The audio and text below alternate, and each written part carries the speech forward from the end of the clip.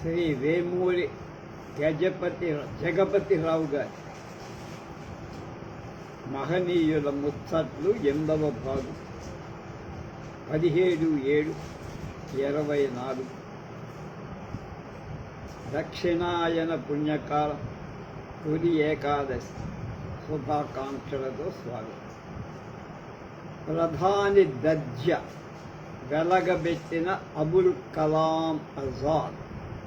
కేంద్ర ప్రభుత్వ మాజీ మంత్రి మౌలానా అబుల్ కలాం ఆజాద్ మహాపండిత్ తీయని ఉర్దూ భాషలో ధారాళంగా మాట్లాడేవారు. ఖురాన్పై ఆయన రాసిన వ్యాఖ్యానం ప్రపంచ ప్రసిద్ధి. ఆజాద్ పార్లమెంట్లో అరుదుగా మాట్లాడేవారు. అయితే ఆయన మాట్లాడినప్పుడు మాత్రం కుర్చీలన్నీ నిండిపోయి ఉండేవి. ఆరగారగా మద్యం, సమోసా. ఆజాద్కు మద్యపానం బాగా అలవాటు. జైల్లో ఉన్నప్పుడు కూడా అది మానేవారు కాదు. ఏదో ఒక రంగంగా తెప్పించుకొని తాగేవారు. ఈ సంగతి కొంతమంది గాంధీకి ఫిర్యాదు చేసినా గాంధీజీతో తాగడం లేదని బుకాయించేవాడు ఆజాద్. ఆయన ఒంటరిగా తన రూములో కూర్చొని ఆరగారగా మద్యం సేవిస్తూ సమోసాలు తింటూ ఉంటాడు. అందువల్లనే ఆయన సాయంత్రం ఏ డిన్నర్ పార్టీకి వెళ్ళిన డిన్నర్ కాగానే ఎవ్వరితో చెప్పా చెయ్యకుండా చల్లగా జారుకొని తన ఇంటికి వెళ్ళి మద్యం సేవిస్తూ కూర్చొని ఒక్కోసారి తప్పతాగి పడిపోయి. ఈ విధంగా పడినప్పుడు ఒకసారి నడుము మెరగడం, ఆపరేషన్ చేసి స్టీల్ ప్లేట్ కూడా వేయటం జరిగింది. సమర్థతకు గీటుల. ఒకసారి ఆజాద్ పశ్చిమ జర్మనీ పర్యటనకు వెళ్ళి అప్పుడు అక్కడ మన రాయబారిగా పనిచేస్తారు ఏసీ నంబియార్. ఆజాద్ అలవాట్లు బాగా తెలిసినవాడు కావటంచే ఆయన బస చేసిన రూము నిండా ఖరీదైన మద్యం సీసాలు అమర్చి ఆజాద్కు అమితంగా ఇష్టమైన షాంపైన్, ఫ్రెంచ్ షాంపైన్ ఉంటారు, సీసాలు ఎక్కువగా పెట్టి నంబియార్ ఏర్పాటు చేసిన విందులో సుష్టుగా తిని మిగతా ప్రముఖులు అతిథుల వద్ద సెలవు తీసుకోకుండా చల్లగా తన బసలోకి పోయి పాపీగా సీసాలు ఖాళీ చేశారు. అంతేకాక తన పర్యటన ముగించుకొని వచ్చిన తర్వాత మన విదేశీ రాయబారులందరికీ ఏపీ నంబియార్ అత్యంత సమర్థుడని కితాబు కూడా ఇచ్చారు.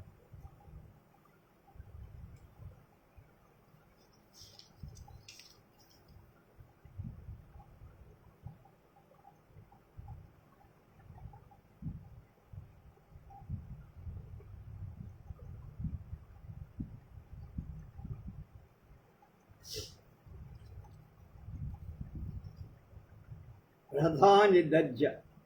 ఒకసారి పండిట్ నెహ్రూ బ్రిటన్ పర్యటనలో ఉండగా ఆజాద్ ప్రధాని అనుమతి లేకుండా తాను తాత్కాలిక ప్రధానినని ప్రకటించుకున్నాడు. అంతటితో ఆగకుండా పైలట్ మోటార్ సైకిల్ తన కారు ముందు ఉంచుకొని వెనకాల పోలీసు బందోబస్తుతో ప్రధానమంత్రిగా వ్యవహరించేటప్పటికి క్యాబినెట్ సెక్రటరీ ఈ విషయం తక్షణం పర్యటనలో ఉన్న నెహ్రూకు ఫోన్ చేసి చెప్పు. నెహ్రూ ఎందుకు చికాకు పడి తాను ఎవరినీ తాత్కాలిక ప్రధానిగా నియమించలేదని, ఇందుకు సంబంధించి వెంటనే ఒక ప్రకటన జారీ చేయాలని ఫోన్లోనే సమాధానం. దాంతో పాపం ఆజాద్ హతాశుడయ్యాడు. బోళా మనిషి. అయితే ఆజాద్ చాలా బోళా మనిషి. మనసులో ఉన్న మాట దాచుకునేవాడు. ఆయనకు రవ్వంత మతాభిమానం కూడా ఉంది. ఎన్నికలలో ముస్లిం అభ్యర్థులకు ఎక్కువ సీట్లు సంపాదించడం కోసం తంటాలు పడి 1952 ఎన్నికల సమయం అది. 47లో స్వాతంత్రం వచ్చింది, 52 మొదటి ఎన్నిక. ఆనాటి కాంగ్రెస్ కార్యదర్శి యుఎస్ మల్లయ్య దగ్గర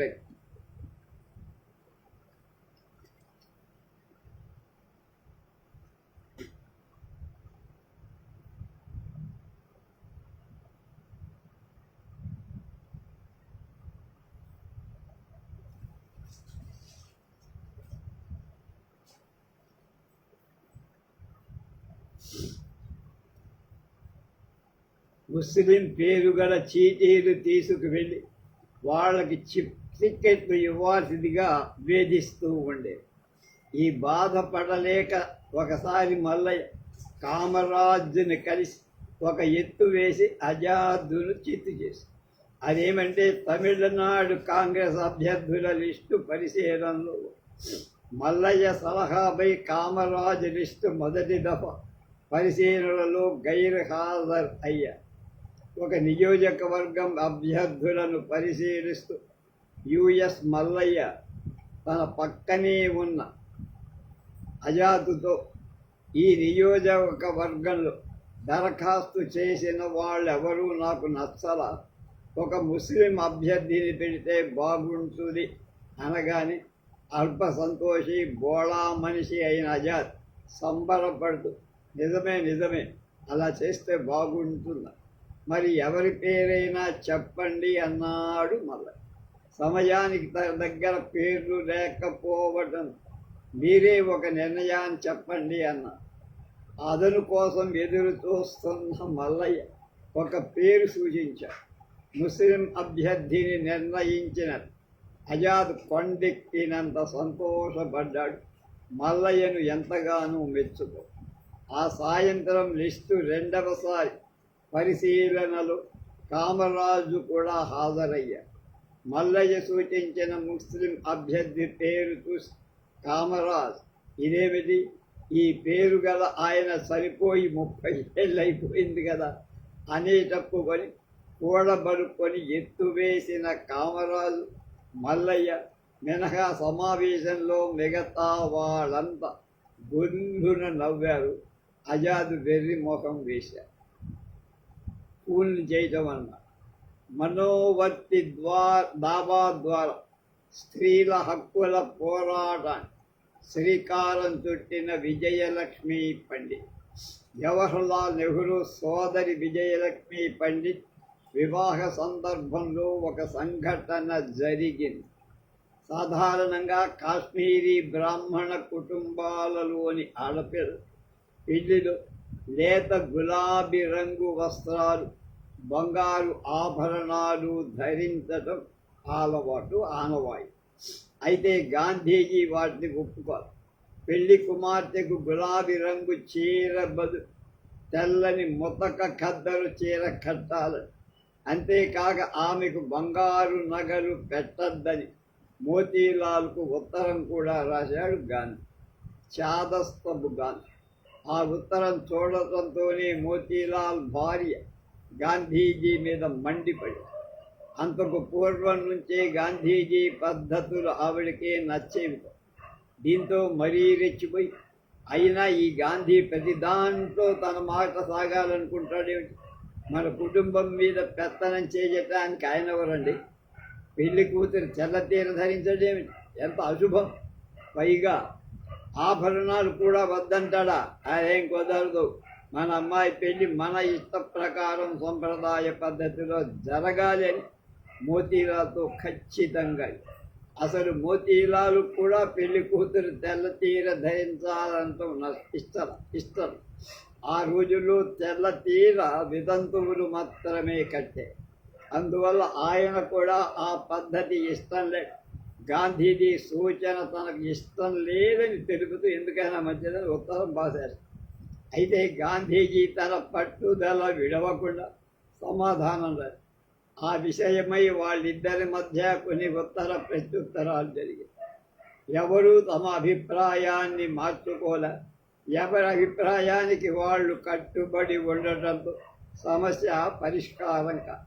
కస్తూరిబా సూచించిన పరిష్కారం. వారి పట్టుదలలు అలా ఉంటే గాంధీ భార్య కస్తూరిబా సమయస్ఫూర్తితో ఒక పరిష్కార మార్గం చెప్పారు.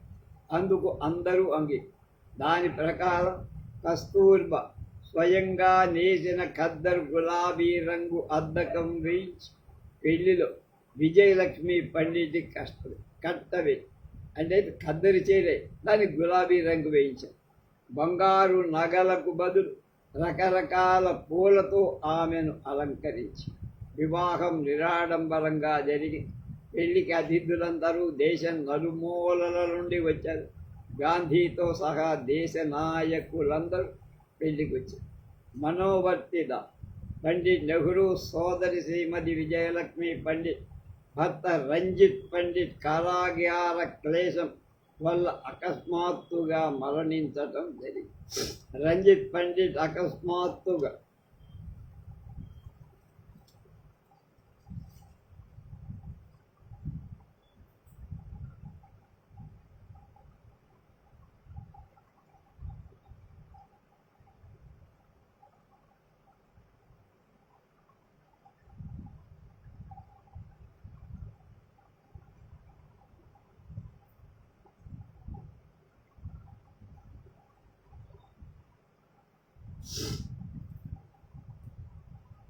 ఏమీ వ్రాయటం వీలునామా రాయల. అందువల్ల వితంతువైన శ్రీమతి విజయలక్ష్మి పండితుకు అనేక ఇబ్బందులు వచ్చి అప్పటికే తండ్రి మోతీలాల్ చనిపోవడం, జవహర్లాల్ జైల్లో శ్రీమతి విజయలక్ష్మికి దిక్కు తోచక పరిస్థితి. నెలకు 150 మాత్రమే. ఆనాటి న్యాయం చట్ట ప్రకారం వితంతువులు ఉమ్మడి కుటుంబం ఆస్తిలో ఏమాత్రం హక్కు ఉండేది కాదు. ఈ అవకాశం చూసుకొని విజయలక్ష్మి పండిట్ మరిది రంజిత్ పండిట్ తమ్ముడు ప్రతాప్ రంజిత్ అన్న చనిపోయిన వెంటనే ఒక విజయలక్ష్మికి ఒక రిజిస్టర్ ఉత్తరం రాస్తూ ఆమె తమ ఉమ్మడి ఆస్తిలో ఏ విధమైన వాటా హక్కు లేదని, తండ్రి చనిపోతూ రాసిన వీలునామా ప్రకారం కోడలు విజయలక్ష్మి నెలకు 150 రూపాయలు మాత్రమే భరణం ఏర్పాటు చేశారని, అంతకు మించి ఆమెకు వచ్చేదేం లేదని ఉత్తరంతో పాటు తన తండ్రి వ్రాశాడని చెబుతాను. వీలునామా కాపీ కూడా జత చేశారు. ఈ ఉత్తరం చూసుకొని విజయలక్ష్మి పండిట్ హతాసుర. మామూలుగా తను పెడుతున్న ఖర్చులన్నింటినీ తగ్గించి వేసేది. ఇంట్లో నౌకర్లను తీసేది. పచారీ కొట్లో బాకీ కొద్ది రోజుల్లో సర్దుతానని చెప్పేది. ఇంటి అద్దె బాకీ నిదానంగా సర్దగలనని యజమాని బతిమాలి. ఈ విధంగా ఆవిడ సంవత్సరం పాటు దుర్భర దారిద్ర్యాన్ని అనుభవి కోర్టుకెక్కిన వీరున. ఈలోగా విజయలక్ష్మి తన కుటుంబ స్నేహితుడు, శ్రేయోభిలాషు, ప్రఖ్యాత న్యాయవాది, రాజ్యాంగ నిపుణుడు సర్ తేజ్ బహదూర్ సప్రు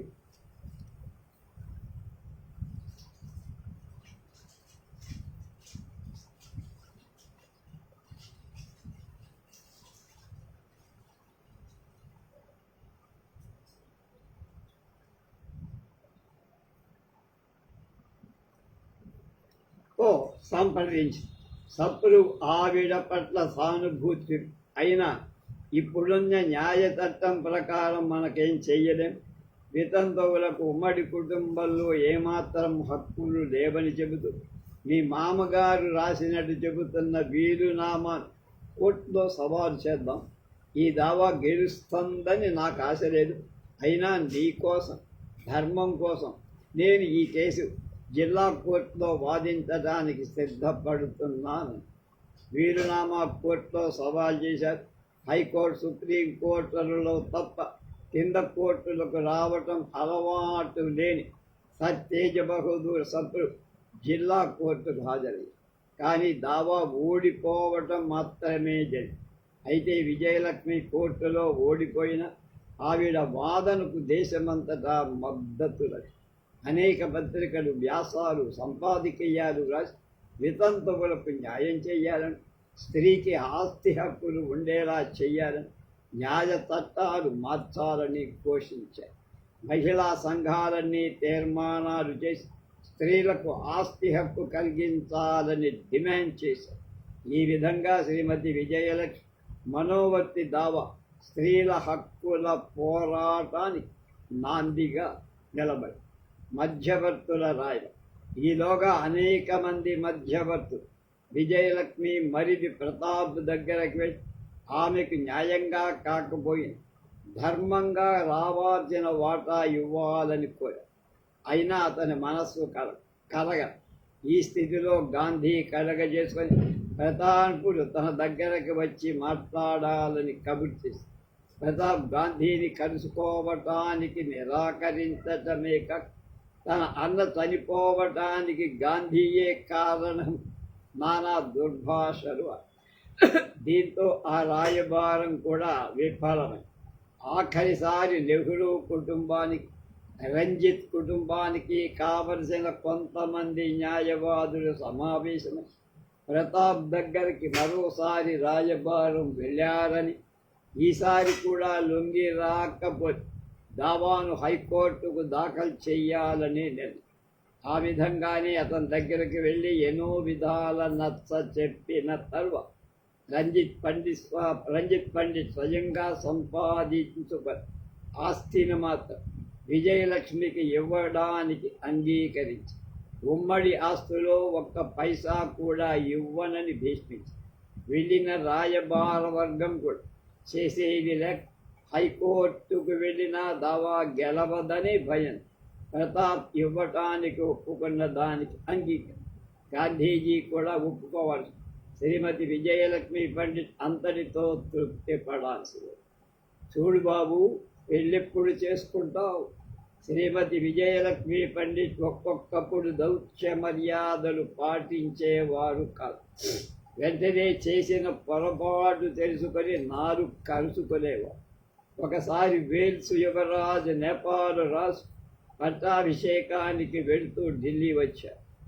ఆ సందర్భంగా రాష్ట్రపతి ఆయన గౌరవార్థం విందు చేసి విందులో వేల్స్ యువరాజు పక్కనే కూర్చున్న విజయలక్ష్మి పండిట్ యువరాజుతో, చూడు బాబు, పెళ్ళెప్పుడు చేసుకుంటావు అని చటుక్కునని ఆ వెంటనే దౌత్య మర్యాదలకు భిన్నంగా ప్రవర్తించినందుకు తెలుసుకొని, క్షమించండి, తొందరపడి వాగేశా, మీ పెళ్లికి రావాలనే కోరికతో అలా తొందరపడ్డాను. సహజంగా హాస్య ధోరణిలో ఉండే యువరాజ్, మరేం పర్వాలేదు, మీరేం తప్పుగా మాట్లాడలేదని నవ్వేసి వంటవాడు తెచ్చిన తంట. శ్రీమతి విజయలక్ష్మి పండిట్ సోవియట్ యూనియన్లో కొంతకాలం మన భారత రాయబారిగా ఉన్న బుధీలాల్ అనే హరిజనుడు ఆవిడకు మొదటి నుంచి వంట చేసి పెట్టేవాడు. అతను చేసే వంట పట్ల ఆమెకు ఎక్కువ ఇష్టం. మాస్కోకు వెళుతూ బుధీలాల్ కూడా తన వెంట తీసుకువెళ్ళే సోవియట్ దేశం బుధీలాల్ను ఎంతో ఆకర్షించి ఎక్కువ తక్కువ లేని అక్కడి సమాజం అతగాన్ని ఎంతో ఆకట్టు. బుధీలాల్ అక్కడ రష్యన్ భాష నేర్చుకొని అనేక మంది సోవియట్ పౌరులతో కూడా స్నేహం చేసి శ్రీమతి విజయలక్ష్మి సోవియట్ రాయబారిగా పదవీ విరమణ చేయటం బుధీలాల్ కూడా ఢిల్లీకి తిరిగి రాగానే కొంతమంది పత్రికా విలేకరు బుధీలాల్ను ఇంటర్వ్యూ చేయగా సోవియట్ దేశం గురించి ఆకాశానికి ఎత్తుతూ శ్లాఘించారు. తదుపరి విజయలక్ష్మిని అమెరికాలో మన రాయబారి చేశారు. అప్పట్లో అమెరికా వాళ్ళకి సోవియట్ రష్యా వాళ్ళకి పచ్చగడ్డేస్తే భగ్గుమని, కమ్యూనిస్టులన్నా కమ్యూనిస్టు అభిమానులన్నా అమెరికా వారు విపరీతంగా ద్వేషించారు. ఈ విష పరిస్థితులు విజయలక్ష్మి వెంట బుధీలాల్ వెళ్ళటానికి ఢిల్లీలోని అమెరికా రాయబార్య కార్యాలయం ఏమాత్రం ఒప్పుకోరు. బుధీలాల్ పచ్చి కమ్యూనిస్ట్ అని, అతన్ని తన దేశంలో అడుగు పెట్టనీయమని వాడు వాదించారు. శ్రీమతి విజయలక్ష్మి ఎంత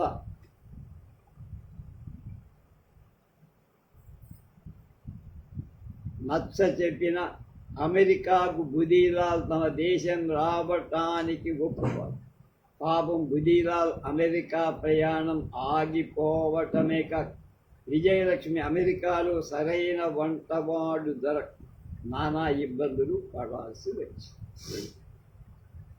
గొరకలు పెట్టే వాలంటీర్ నుంచి కాంగ్రెస్ అగ్రనాయకుడిగా ఎదిగిన కామరాజ్ నాడ దేశానికి స్వాతంత్రం రాకముందు సంగతి ఒకసారి పండిట్ జవహర్లాల్ నెహ్రూ మద్రాసు వచ్చిన అప్పటి మద్రాస్ అసెంబ్లీలో కాంగ్రెస్ పక్ష నాయకుడైన సత్యమూర్తి గారితో బస చేసి ఆ రాత్రి పండిట్ నెహ్రూ మంచం పక్కనే ఒక కాంగ్రెస్ వాలంటీర్ నేల మీద పడు. ఆ వాలంటీర్ పెట్టే గురకలతో ఆ రాత్రి పండిట్జీకి నిద్ర పట్టింది. చిరాకెత్తిన పండిట్ నెహ్రూ లేచి సత్యమూర్తిని పిలిచి, ఈ వాలంటీరు ఇక్కడి నుంచి గెంటేయింది అంటూ కేకేసి. ఆ వాలంటీర్ ఎవరో కాదు, కామరాజ నాడ. ఈ పయ్యన తల్లి సిరాబుడ్డిలాగా ఉండేది కావు, నల్లగా ఉండేవాడు కాదు.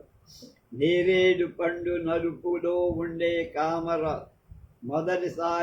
కామరాజు మొదటిసారిగా చూసిన ఒకానొక అమెరికన్ విలేకరి హాస్యంగా, అబ్బా ఈయనే ఎంత నల్లగా ఉన్నాడు, ఈయన తల్లి సిరాబుడ్డిలాగా ఉంటుంది కాబోలు అన్నాడు. పుష్కలంగా దేహశుద్ధి. కాంగ్రెస్ నాయకుడు కామరాజు తమిళనాడులోని విరుద్ నగరంలో నిరుపేద కుటుంబంలో పుట్టారు. జనతా పార్టీ సమయంలో ఆ విరుద్ నగర్లో ఒక కుర్రాడు, అంటే ఇంకా స్టూడెంటే వాడు, ఆ కుర్రాడు చేతిలో ఇతను ఓడిపోయారు. అంతకు ముందు ఎప్పుడు ఓటమి ఎరగనటువంటి ధీరుడు. కామరాజును 5 ఏళ్ల వయసులో బడిలో చేర్చారు. ఆయన మొట్టమొదటి ఉపాధ్యాయుడి పేరు వేలాయుధన్. అయితే ఆయన్ని కోలాయుధన్ అనిపించేవాడు. అందువల్లంటే ఆయన దండనీతి, పిల్లలకు సింహస్వప్నం. కోలా అంటే కత్తి పట్టుకోవడం, లేకపోతే నాగలి పట్టుకోవడం. అది చిన్న తప్పుకు చెత్తక బాధే. ఇక బాల కామరాజ్ చదువులో కొంచెం మందంగా ఉండటంతో దేహశుద్ధి పుష్కలంగా జరిగేది. రోజు కొట్టుడే బెదగొట్టు. దాంతో కామరాజ్ ఆ పంతులు గారి వద్ద చదవనని మారాన్ చేయటం, మరొక పంతులు గారి దగ్గర చేర్పడం జరిగింది. ఆ చదువు కూడా ఎక్కువ కాలం సాగల. ఆయన నిశానీ చదువే. పెళ్లి చేస్తే కానీ తెక్క కుదరదు. శ్రీ కామరాజుకు చిన్నప్పటి నుంచి రాజకీయాలు తప్ప వేరే ధ్యాస లేదు. కుటుంబ విషయాలు అసలు పట్టించుకునేవాడు.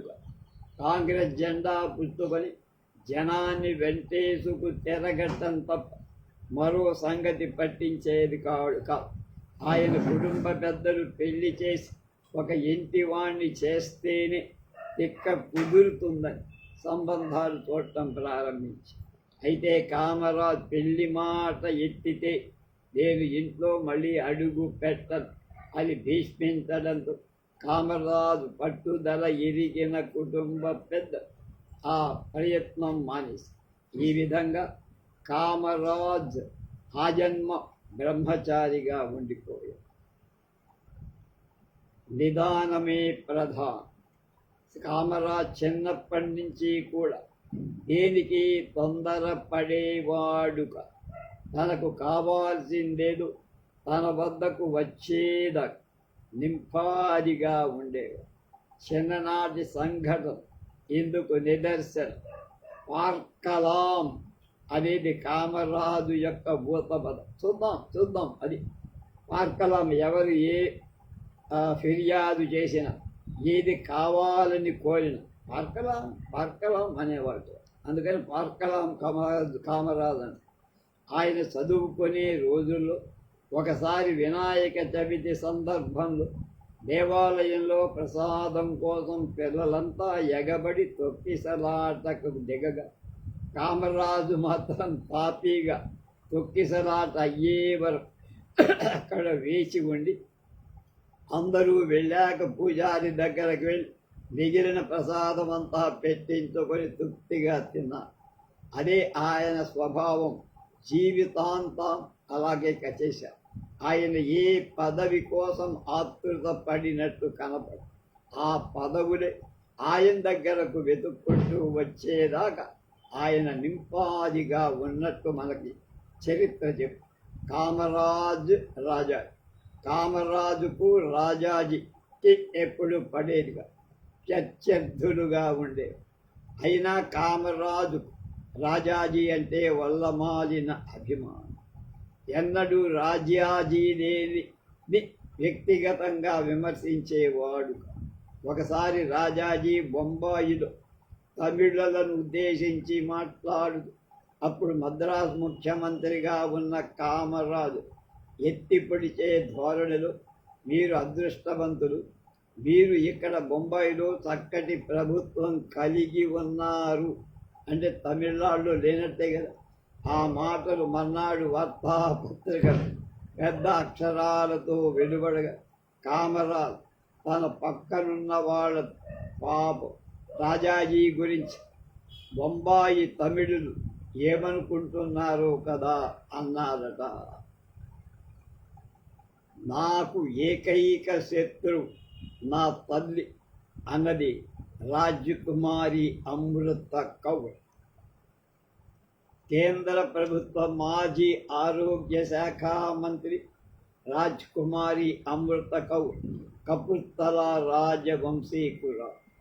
లండన్లో సీనియర్ కేంబ్రిడ్జ్ పూర్తయిన తర్వాత యూనివర్సిటీలో చదవాలని ఉబలాట పడుతుంటే తను అడ్డు చెప్పి చదువు మాన్పించి ఇంటికి రమ్మని పిలిపించి తల్లి ముఖం చూడని తన రాజకుమారి అమృత కౌర్ ఒక ఆంగ్లేయుణ్ణి ప్రేమించి అందుకు కుటుంబ పెద్దలు ఒప్పుకోవాలి. ముఖ్యంగా తల్లి అసలు ఒప్పుకో. కొంతకాలానికి తండ్రి మెత్తబడిన తల్లి ఆ పెళ్లి జరగటానికి వస్తలు ఒప్పుకో. ఈ విషయమై తల్లి కూతుళ్ల పట్టుదలలు పెరిగిపోవటంతో అమృత కౌర్ తల్లికి దూరంగా వెళ్ళి అన్న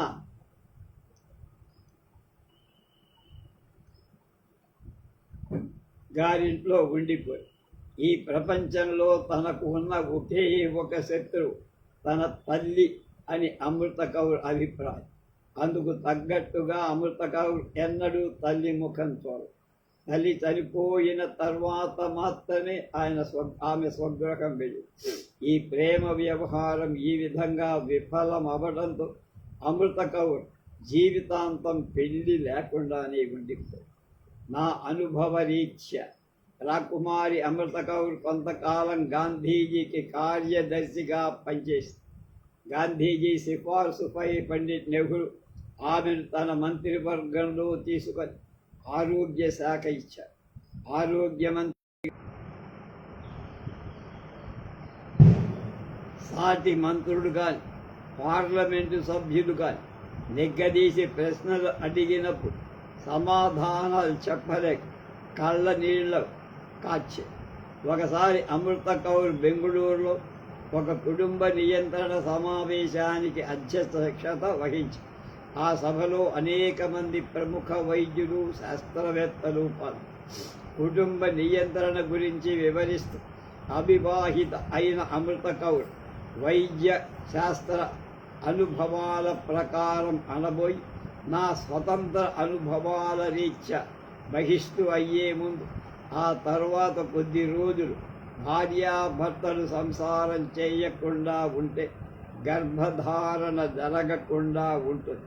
పైగా ఈ సమాజమైన పద్ధతి ఈ సహజమైన పద్ధతి గాంధీజీ సిద్ధాంతాలకు అనుగుణంగా కూడా ఉంటుందని చెప్పి సమావేశంలో పెద్దలంతా నవ్వితే కేంద్ర మంత్రి గారి కోపం వస్తుందేమోనని ఆ సమావేశం అయ్యేదాకా నవ్వు ఆపుకొని ఆమె వెళ్ళిన తర్వాత పొట్ట చక్కరయ్యేట్టు నవ్వు. నెహ్రూనే నిలువరించిన బాల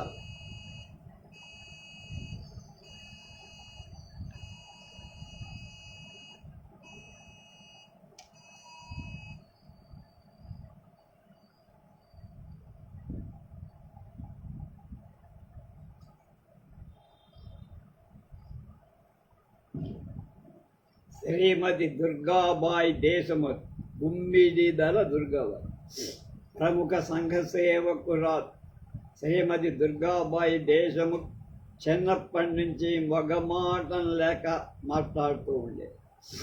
వచ్చిన పని ఇంకా కాలేదా?